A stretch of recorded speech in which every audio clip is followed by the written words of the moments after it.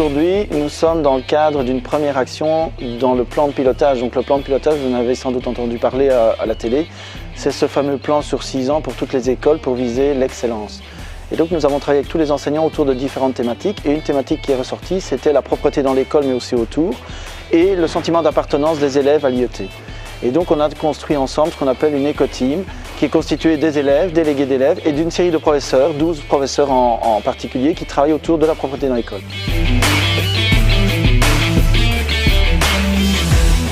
On a commencé le matin par un petit déjeuner qui était construit de façon à consommer de manière plus ou moins équitable, et consommer en tout cas local, et en essayant de faire le moins de déchets possible. Les élèves ont donc été conscientisés de cette problématique-là. Ensuite, ils avaient un petit jeu qui était construit sur le thème d'un Time's Up sur le tri. Puis ce degré-là avait droit au concert avec le deuxième degré.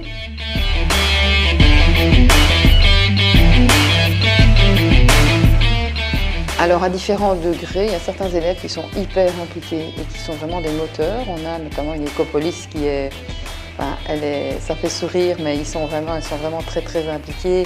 En fait, l'éco-team, elle est vraiment née avec la visite de Tibi. C'est vraiment là qu'on s'est dit, on va la créer, on va vraiment mettre des choses en place. On a fait une distribution de cendriers, principalement pour les profs, parce qu'après on incite les élèves à fumer si on leur distribue à eux.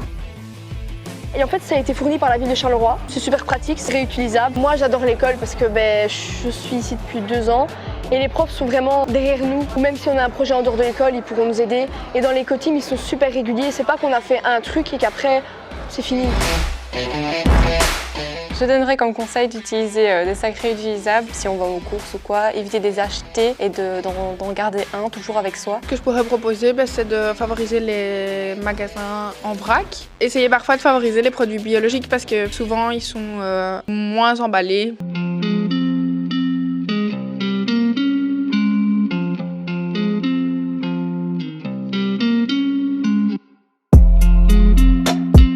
C'est un petit projet qu'on a mis en plus.